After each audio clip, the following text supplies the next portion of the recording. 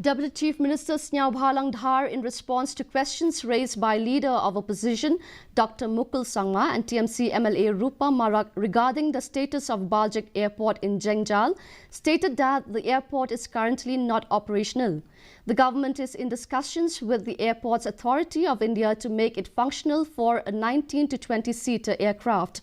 He informed that the total expenditure for the airport's development to date is over Rs 3.57 crore. Dhar explained that the delays were due to multiple reasons. In response to a supplementary question from TMC MLA Charles Pingrope, Chief Minister Conrad K. Sangma said that he is personally following up on the matter at various levels. Despite several issues causing delays, the government is committed to ensuring the expansion of Umroi and the operation of commercial flights.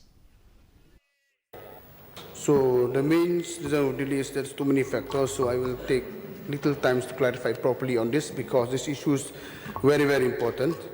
Here side is the facts that the airport was inaugurated on 2008, 23 October. And from that time, after the inauguration of the airport is non-operational till today. And one of the main reasons was that because the reason was due to the lack of airline operator because no one shown their interest to operate with the smaller aircraft. That is point number one.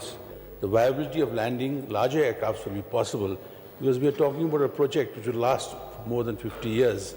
So if you look forward, probably the necessity of having a larger aircraft landing in Baljek will be necessary.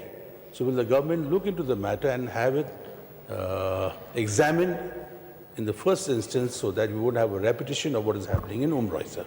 Very strong message to the House that we are very committed to this airport. We will ensure that both Umroi, the expansion takes place, commercial planes land, and we will also ensure that flights start operating from Baljek Airport. So this commitment we are making, we are very sure, we are working very hard on this. We're not talking about it too much. Minister of Revenue and